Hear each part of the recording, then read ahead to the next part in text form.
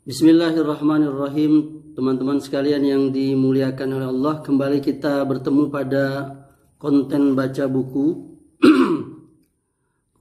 Konten baca buku kali ini saya buat untuk mengomentari video terbaru dari Muhammad Nuruddin Official, di mana dia di situ menyebutkan katanya penyimpangan dari Syekhul Islam Ibnu Taimiyah. Oleh karenanya saya akan membacakan sebuah buku yang ditulis oleh Syekh Muhammad bin Shalih Al-Utsaimin, yakni Al-Qawaidul Muslah, memahami nama dan sifat Allah, yang diterbitkan oleh Media Hidayah. Ya, Media Hidayah. Dan yang saya miliki ini adalah cetakan ke-10 ya. Cetakan ke-10.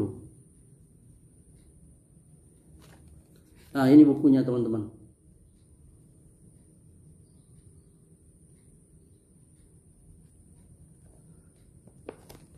Berkata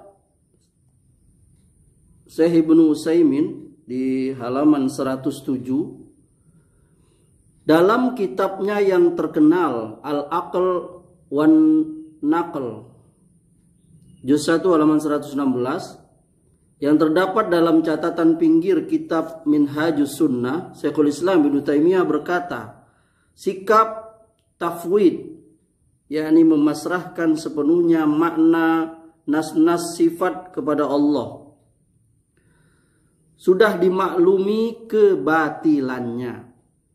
Karena Allah sendiri telah memerintahkan kita untuk memperhatikan Al-Quran dan menganjurkan kita untuk mengerti dan memahami kandungannya. Bagaimana mungkin kita malah mengambil sikap berpaling dari mengenal, mengerti dan memahami makna-makna ayat Al-Quran? Kata beliau selanjutnya pada halaman 118, apabila demikian, berarti para nabi tidak mengetahui makna semua atau sebagian besar sifat-sifat Allah yang disebutkan dalam Al-Quran, atau mereka menyampaikan ucapan yang mereka sendiri tidak memahami maknanya. Sudah barang tentu, sikap tafwid merupakan bentuk pelecehan terhadap Al-Quran dan para nabi.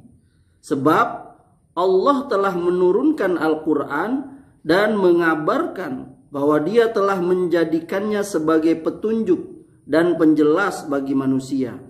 Ditambah lagi, Dia telah memerintahkan para rasulnya untuk menyampaikan Al-Quran dengan cara sebaik-baiknya dan menjelaskan kepada manusia apa yang telah Allah turunkan kepada mereka, serta memerintahkan mereka untuk mentadabburi Al-Quran dan memahaminya.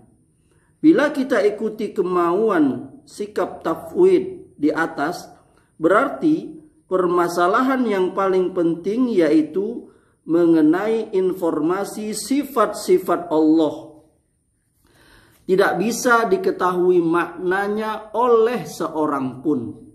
Dengan demikian, kita telah menuduh Rasulullah SAW belum menjelaskan kepada manusia dengan sebenar-benar dan sejelas-jelasnya. Dalam kondisi demikian, tentu orang-orang yang mulhid, yakni menyimpang dari kebenaran, dan para ahli bid'ah akan mengatakan, kebenaran yang sesungguhnya adalah yang telah saya dapatkan dengan akal pikiran saya. Tidak ada satu nas pun yang menentang pernyataan saya ini, karena nas-nas tersebut tidak jelas dan samar, serta tidak ada seorang pun yang mengetahui maknanya. Sesuatu yang tidak bisa dipahami maknanya jelas tidak bisa dijadikan sebagai dalil. Akhirnya perkataan tafwid yang buruk seperti itu telah menutup masuknya petunjuk Nabi Shallallahu Alaihi Wasallam kepada seseorang dan membuka pintu selebar-lebarnya kepada orang-orang yang hendak menentang mereka, yakni para nabi. Para penentang nabi akan berkata, sesungguhnya petunjuk kebenaran ada pada jalan kami, bukan pada ajaran para nabi.